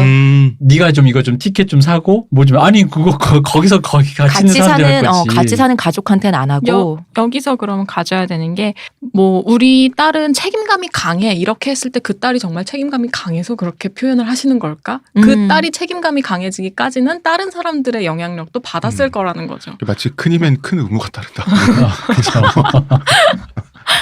내가 안 해도 되잖아. 그쵸, 그쵸. 형제 중에서 한 명이 그렇게 걔는 책임감 있는 사람이면 그건 걔가 하면 되고 나는 안 해도 되잖아요. 그러니까 생각해보세요. 가족 구성원 중에 누군가를 설명하는 말들이 있을 거예요. 다 자기 안에. 그러면 그 말을 정말 나도 그 말을 만드는데 일조하지 않았을까? 이렇게 되는 거죠. 아 그래 나 완전 이해됐어요. 왜냐면 제가 어렸을 때 저희 아버지가 저보고 맨날 이 싸가지가 없어라고 맨날 얘기했는데 난 그 말에 더 반발을 해서 더 싸가지가 없어질 것 같아. 정말로 그렇게 되기로 하겠어. 그래 그렇다면 진짜 싸가지를 보여주지 뭐 이런 그런 맞는 것 같습니다. 그러니까 부모가 자꾸 나는 너의 이런 모습이 싫어라고 하면 그 모습을 보여주고 싶은 반발심이 생길 때가 있잖아요. 어릴 때는 오히려. 그런 마음이 있을 그러니까 텐데. 그럼 그 어떤 경우에요? 혹시 그냥 과외 질문인데, 그러니까 그 사람이 원하지 않는 모습을 더 보여주고 싶거나, 혹은 원하지 않는 모습을 더 그러면 나도 스스로 그 요구에 부합해서 숨기려고 하거나, 삭제하려고 한다거나, 그 두 개는 저는 다른 건가요? 다르다기보다는 물론 그 사람의 개인적 맥락, 배경 맥락을 좀 더 알면 풍부하게 그걸 얘기를 해줄 수 있을 것 같은데 제 경을 생각해 보면 저희 부모에게 제가 반발하고 싶을 때나 순종하고 싶을 때 두 가지 모두 사실은 인정 욕구였던 것 같아요. 그건 진짜 큰 것 같아요. 자식으로서 사랑받고 싶어. 그쵸. 인간은 누구나 사랑받고 싶으니까. 근데 그게 내가 노력한다고 안 됐을 때 차라리 그 반향으로 튀어나가게 돼버리잖아요. 사실 반항을 한다라는 것 자체에는 화가 났다는 거거든요. 그럼 화 이면에 뭐가 있을까라는 거예요. 화가 났다는 건 그 사람이 나를 이걸 오케이 해주면 좋겠는데 안 해줘서 화가 났다는 거잖아요. 그런 경우도 많죠. 그러니까 예쁜 짓을 해서 부모의 관심을 받는 아이도 있지만 미운 짓만 해서 차라리 왜냐하면 그러면 평소에는 나를 안 봐주던 사람들이 내가 뭔가 잘못을 하면 날 봐주니까 그쵸. 그래서 아예 미운 짓만 하는 경우도 있잖아요. 맞아요. 그리고 이제 가족도 하나의 사회다 보니까 여기서 이제 좀 지배적인 사람이 있을 거고 그쵸. 따르는 사람이 있을 거잖아요. 수동적으로. 그쵸. 예를 들어 근데 이것도 다 한 얘기이긴 한데 우리 집에서 아버지가 가부장적이시다. 아버지가 뭐라고 설명을 해야 될까요? 권력적으로 지배한다. 폭군이다. 뭐 아버지가 폭군이시다 하면은 아버지가 폭군으로 설명이 되려면 다른 사람들의 행동들이 어떠해야 한다가 있잖아요. 뭐 다른 사람들도 다 같이 아빠처럼 화내는 사람이면 우리 아빠는 폭군이야라는 말로 집안이 안 설명을 되겠죠. 못 하는 거죠. 그치. 집안이 이루어지지 아빠가 않겠지. 독재자가 될 수 없지. 서로 모두가. 다. 아빠랑 큰형이랑 성격이 똑같아서 둘이 멱살을 잡으면 아빠가 독자적인 폭군은 될 수 없죠. 그렇죠. 폭군이 둘인 거지. 가족이 하나의 유기체로 이렇게 그럼- 굴러가는 데 있어서 그런 식으로 가족들 간의 상호작용이 다 있다라는 얘기인 거예요, 이게. 사실 이제 폭군이 되고 가족 내 이제 가부장이 독재자가 되는 것도 다른 사람들이 수능을 해주기 때문에 그쵸. 그게 고착화된다는 그쵸. 말씀이신 거죠. 네. 저 친구 중에서 좀 요런 네. 느낌이 있는 게 있는데 제 친구가 둘째 딸이고 위로 언니가 있고 밑으로 남동생이 있었는데 언니가 굉장히 이렇게 지배적인 사람이었어요. 제 친구가 굉장히 수동적인 거. 네. 언니가 뭐 해 하면은 그냥 거의 따르는 스타일이었거든요. 근데 나중에는 심지어 언니가 그 남자랑 만나지 마 이런 것까지 하는. 그러니까 이 말씀이 또 경험적으로 우리 그럴 수 있어요. 친구들이한테 하는 말 중에 이런 게 있잖아요. 왜 예를 들어 뭐 어떤 남자를 만났는데 자꾸 어떤 남자를 만났다고 하면 네가 운이 없어가 아니라 너가 그 사람을 꼭 그렇게 꼭 그걸 키운다고 이런 말 하는 경우 많잖아요. 그쵸. 뭐 연애 관계라든가. 그쵸. 그러니까 그것도 이런 식의 맥락에서 볼 수 있는 얘기네요. 그렇죠. 제가 비슷한 거를 군대에서 겪은 게 있는데 이게 병장들이 쭉 있잖아요. 병장은 이제 일종의 신이에요. 올림푸스예요. 병장들이 앉은 자리는. 그 저는 이제 노예인 거고 거기서 마시는 건 넥타야. 실제로 복숭아 넥타가 마스터 복숭아 넥타가 근데 마스터 안 나와요. 그러면은 역할이 나눠져 있어요. 병장들이 군기 잡는 병장이 있고 화내는 병장이 있고 엄마 포지션 병장이 꼭 하나 있어요. 내부마다 국가 있다 베드카 그러더라고요. 포지션 아닌가요? 아, 그러면? 그게 아니라 정말 자기 동기가 화를 내면 정말 아픔을 느끼고 그게 필요에 의해서 그런 엄마 포지션이 생겨나나 봐. 저는 그 사람이 원래도 여성적인 사람인 줄 알았더니 밖에서 보니까 굉장한 마초인 거예요. 그 포지션이 형성된 거예요. 나보다 더한 새끼가 있어서 내가 이걸 담당한다. 그래서 뭐 그런 걸 수도 있고 밖에 나가서 자기 고등학생 때부터 만났던 친구들 중에서는 리더일 수도 있어요. 남성적인. 그럼 그 사람은 같은 사람인데 그럼 연기를 하나? 평소에 그런 생각이 들은 적인데 이 보현의 가족 상담 모델을 보니까 이게 관계구나. 그렇죠. 이 사람이 이 관계 속에서 이 집단 속에서는 이 사람은 이 체계를 갖고 있고 저 집단 속에서는 저 체계를 갖고 있는 그렇죠. 거구나라고 이해가 되더라고요. 에이, 홍자가 뭐 하나만 하고 둘은 모르네. 왜요? 방금 그분 네. 사람을 돌보는데 딴 데서 마초적이잖아. 그러니까 그 사람이 진정한 마초인 거야. 진짜 마초는 그런 거야. 클린트 이스트우드다. 근데 이제 그 위에 뭐 괴롭히는 사람 있잖아. 그냥 마초가 아닌 거지. 꼴통인 거지. 라는 식으로 이제 이렇게 꼬리 자르기를 하면서 개념을 계속 확장해 가면서 그 사람은 진정한 뭐지 대선 지키고 한화인이야 뭐 이런 거 있잖아. 그런 거. 여기 꼬리를 자르기가 쉽죠. 그렇게 하면. 근데 금방 말씀하신 그런 사례는요. 아예 다른 사람 같은 느낌이잖아요. 네. 그거는 그렇다면 본인이 속했던 각각의 집단이 서로 섞일 리가 없기 때문이지 않을까요? 섞여서 그렇죠. 서로가 알게 되면은 걔가 그런 애라고 이렇게 탄로가 날 텐데 그럴 일이 없는 집단이니까 가능했지 않을까 싶은데요. 뭐 우리도 평소에 내가 알던 사람들 말고 나를 아예 모르는 곳에 가면 새로운 나를 그렇죠. 막 이렇게 하고 드러내기도 싶잖아요. 하잖아요. 평소 하고 근데 이제 싶었던 나. 그게 관계망 속에서 그게 이제 말하자면 사람들 사이에서 허가받고 그쵸, 그쵸. 승인되고 그쵸. 암묵적으로 자기도 그쵸. 이제 받아들여지면 그 캐릭터가 되는 거죠. 또 그 사회에서 아마 요구되어지는데 그 룰을 수행했을 경우에 긍정적이거나 어떤 그런 시그널을 왔을 때 자기가 또 거기에 대해서 더 추동하게 그쵸, 되는 그쵸. 경우도 있겠죠. 근데 그거는 성장을 다 마치고 하면 그냥 경험인데 우리는 가정 환경, 내가 태어나고 자란 가정 환경 속에선 자유롭지 않다라는 게 그렇죠. 이제 그렇기 때문에 원가족이라고 부르는 거죠. 보이는 그렇죠. 원가족과의 관계를 보는 게 굉장히 핵심적이다. 왜냐하면 사회적 상황이나 그런 건 내가 원치 않으면 떠날 수도 있고 사람과의 관계를 끊어버릴 수도 있어요. 근데 가족하고는 상식적으로 그게 불가능한 일이잖아요. 네. 그러다 보니까 가족 내에서 어떤 사람이 문제를 겪고 있다 하면 홍 작가님 말씀대로 그 가족의 관계망을 봐야 그 사람이 왜 그렇게 행동하고 있었는가를 알 수 있다는 얘기인 거죠. 그 보현의 접근이라는 게 저는 우리는 심리학 전공이 아니니까 네. 이렇게 들어보니까 굉장히 참신해요. 그리고 청취자 여러분들은 설에서 다들 집안의 기자재를 부수고 멱살잡이를 하고 유사 문제로 다투고 지금 와서 아니 안 하려면 방송을 잘하고 들으시는 오셨을 수도 것 있잖아요. 근데 저는 참신한 것보다는 잘 몰랐던 게 이런 거였지라고 좀 명확해진 네. 느낌이에요. 그러니까 저도 네. 아까 계속 그런 얘기를 들었잖아요. 그러니까 우리가 흔히 하던 말들, 음. 경험적으로 했던 말들이 다 여기에 집안 이제 상황들이 어느 정도 되게 명징하게 정리된 네. 기분이 좀 있어요. 그리고 뭐 보통 부모가 저러니까 애가 저 모양이지 라고 하는 것도 어떻게 보면 옛날 사람들이 직관적으로 느꼈던 그런 것들이 학적으로 지금 설명이 되고 그렇죠. 있는 거잖아요. 과학적이고 체계적으로 설명을 하려고 노력을 했던 거죠. 이 사람들이 같은 걸 느끼고. 그러면 모 정치인을 보면서 들었던 이 호로 새끼. 이게 원래 우리가 사회 인류적으로 그런 드립을 치면 안 된다라고 하는데도 불구하고 과학적으로 증명이 되는 어떤 계기가 된다고 했을 때 학자분들이 이래서 무섭다. 그러니까 그래서 학자분들이 언어를 드라이하게 쓰시려고 그러신 거죠. 네. 그래서 그런 거 보니까 영어에서도 아사모사한 것을 이렇게 딱 찍어서 얘기해 주니까 무섭네. 영어에서도 누구의 아들이다. 네. 써너브 어쩌고가 그 사람을 설명하는 가장 모욕적인 욕인 이유가 그치? 그렇죠. 그런 거죠. 그렇죠. 음. 그래서 보통 이렇게 남성들이 영미권 네. 영화 같은데 문학 장르 보면은 아버지 좀 권위가 있는 네. 자기 이상의 권위가 있었던 사람이 나타나서 주니어 그럴 때 아, 굉장히 다 큰 아들이 모멸감을 느끼잖아요. 인디아나 존스 3에서도 보면은 쩐요 이런 해리슨 느낌이잖아. 포드가 열심히 하고 있다. 거기서 뭐 해리슨 포드 이미 교수니까 중년에 성공한 남성인데 더 성공했던 원래 과학자였던 쇼 코네리 이 배우로서도 이미 쇼 코네리는 대단한 사람이잖아요. 그러니까 쇼 코네리가 나와서 첫 마디가 자기 아들 인디아나 존스를 부르는 말이 주니어 그러거든. 근데 그거를 해리슨 포드가 중년의 아들이 질색팔색 아니고 그냥 주니어 하면 왠지 소년 같잖아. 내가 이 나이 먹고 그쵸. 근데 그런 기분이 이 나이 먹고 주니어라니. 왠지 그런 한수성님 말씀하시는 걸 듣다 보면 저는 이제 영화를 보다 보니까 영화에 그 그려졌던 수많은 관계들이 네. 다 좀 이렇게 떠오르는 게 몇 개 있어요. 방금 같은 것도 이런 거니까 아버지가 주니어 했을 때 그게 싫잖아. 근데 중간에 보면요. 확실히 아들이다라는 느낌이 있어. 아들처럼 굴어. 약간 이렇게 약간 아버지 앞에서는 굳이 어리광까지는 아닌데 왠지 애인 거야 얘가 이 어른. 근데 이게 방금 삐질라 그러고. 방금 말한 적절과 과잉, 부적절과 과잉적절 뭐 이런 식으로 지배적, 수동적 이런 것처럼 누군가가 이런 역할을 했을 때 거기에 조응하는 그 어떤 역할을 그렇죠. 한다라는 그런 부분들이 인디아나 존스 3를 생각해봐도 느낌이 들어요.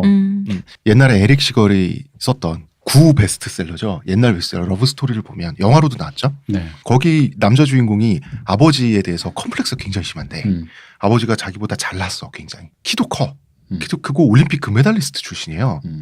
공부와 운동을 다 잘했던 그런 사람인데 그러니까 아버지한테 억눌려 있는 거야. 자기는 하버드 의대를 다녀도 억눌려 있는 거야. 하버드 의대 맞나? 하여튼 그렇습니다. 아마도 에릭 시걸이 하버드 출신이었을 거예요. 의대 출신이잖아 그 사람. 계속 하버드 관련된 사람들 얘기를 많이 썼어요. 닥터스도 그렇고. 내가 아무리 잘나봐야 저걸 넘을 수가 없다는 생각? 내가 일단 하버드를 다녀보고 생각을 해봐야 될 것 같아요. 하버드를 다니는데도 서지 않는 자존감이란 건 도대체 어떤 거야? 근데 이제 집에서는 아버지한테 안 되는 거야. 아니 내가 하버드 과잠바 입고 다닐 것 같아. 집에서도 아버지 이러면서 집에서도 하울에도 이마에 하버드 학생증 붙이고 이렇게 목욕하면서도 난 그거 입을 생스기빙 데이에 하버드 패딩 과잠바를 입고 입고. 칠면조를 써는 거죠. 지금 카레도 새겨져 있어야지. 그치 하버드 이마에 노비 대신 하버드라고 낙인이라도 새길 판인데 지금. 타투. 저는 그것도 생각나요. 제가 심슨 가족을 좋아해서 그 호머 심슨이 굉장히 이상한 캐릭터잖아요. 근데 그 아버지도 이상한 에브라임 심슨도 이상한 캐릭터거든요. 근데 저 아들이 저 아버지 저 아들이다. 저 아들은 그런 느낌이거든요. 이거는 그냥 일상생활에서의 예시로 제 얘기를 해드리면 저희 아버지 같은 경우에는 딸이랑 잘 지내고 싶은데 옛날 분이시니까 말이 막 거치세요. 인연아 뭐 이런 식으로 이렇게 말을 거시는데 저는 어렸을 때 그게 너무 싫으니까 싫죠. 아빠한테 아니요 싫은데요 이런 식으로 군 거예요. 그러면 저도 대놓고 말한 적 있어요. 그렇게. 전 저희 근데 엄마한테. 아버지는 또 딸이랑 친하게 지내고 싶은 자기 그게 좌절되니까 더 화가 나서 이게 커지고 전 계속 싫은데요. 아빠는 더 하시고 그러니까 표현을 뭘로 해야 될지 모르니까. 그런 게 계속 네. 반복이 되는 거죠. 그런 식으로 관계망에서. 지금까지는 저희가 이론과 실전이라고 하면 이론적인 얘기를 했어요. 네. 이게 탄생한 배경을 얘기하고 개념을 좀 잡았는데 이제부터의 얘기는 좀 더 구체적이 될 것 같아요. 네. 평생 나는 가족들을 사랑할 수 없는 건지 지긋지긋한 건지 그리고 이런 거 있잖아요. 내가 지금 불행하고 스트레스를 받는데 여기서 가족관계에 의한 결과는 어느 정도일까. 이것도 우리가 한번 계측까지는 아니어도 지레 짐작은 해볼 수 있는 거 아니에요? 그리고 이제 가족이 내게 주는 감정적인 여파가 분명히 있을 텐데 그게 벗어날 필요가 있다면 벗어나면 좋잖아. 그 단초를 우리가 한번 제공해보자. 네. 왜냐하면 가족과 함께 있는 시간이 즐겁기만 한 사람 되게 없을걸요? 그렇죠. 그리고 이제 뭔가 풀 수 없는 실타래에 같이 돼버린 느낌이잖아. 나이가 들수록 어디서부터 엉켰는지도 모르겠고 어떻게 풀어야 되는지도 모르겠고 나만 노력한다고 될 것 같지도 않고 근데 그런 단초를 조금 제시를 할 수 있으니까 저희가 했으면 좋겠다. 이걸 듣고 나도 그걸 해결했으면 좋겠어요. 나는 진짜로 그 영화나 어떤 매체나 혹은 주변인들이 가족과 되게 잘 지내는 행복하다 화목하다 이 얘기를 들으면 약간 솔직히 내 마음속에 약간 기괴함이 있거든요. 저도 있어요. 저도. 저는 신기해요. 진짜. 근데 그 사실 생각해보면 막상 그걸 떠나서 생각하면 그걸 굳이 그런 사람도 있고 이런 사람도 있겠지라고 생각하면 될 문제인데도 신기해. 내 마음속에 일단 그 약간 그 요즘 표현을 크리피하다고 네. 하죠. 그런 기괴함이 떠오르는 이 기저가 뭘까라는 것도 한번 생각해 볼 필요가 있는. 솔직히 네, 진짜로. 가족은 행복한 곳이고 신성한 곳이고 좋다고 말해야만 하는 어떤 강박? 정말로 그렇죠. 좋아서 저러나라는 의심이 그런 게 들 느껴져서 정도예요. 대표님도 그랬을 거 아니야. 그러니까 왜냐면 그 사람 진짜 잘 지낼 수 있는데 왠지 의심이 드는 거야. 진짜? 에이, 그럴 리가 없지. 그쵸. 라는- 저도 좀 그게 있거든요. 근데 요런 마음조차도 내 안에 뭔가가 있을 거라는 생각이 드니까 요 얘기를 한번 잘 들어보면 다음 좋을 시간에 것 같아요. 한번 하죠. 실전은 다음 시간인데 네. 그래서 내일 네. 정말 실전에 들어가서 우리 일상생활에서 만나는 여러 가지 이야기를 좀 더 가까운 사례를 좀 더 가까운 사례를 보엔의 관점에서 네. 보엔 전문가가 나오셨어요. 그렇습니다.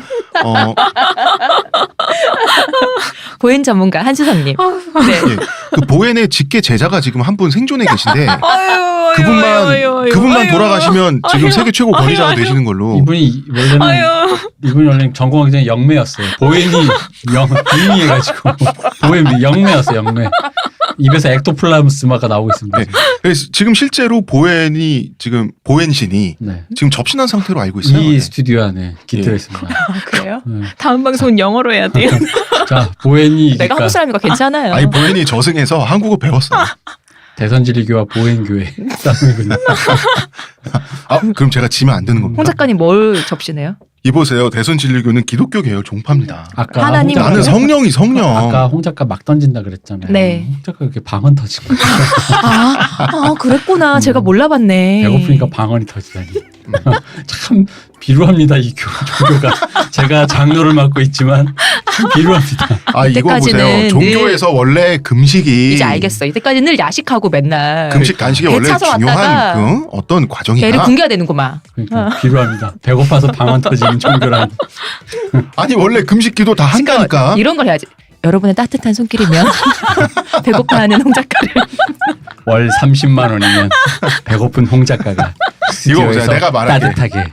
자 신도로 교주가 굶고 있습니다. 내가 여기까지만 말할게. 어? 국민자주 이동규.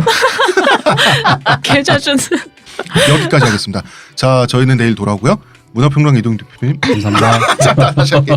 문화평론가 이동규 대표님. 감사합니다. 이번에 그냥 쇼님. 감사합니다. 저는 작가 홍대선이고요. 한수성님 수고 많으셨습니다. 네, 감사합니다. Bye.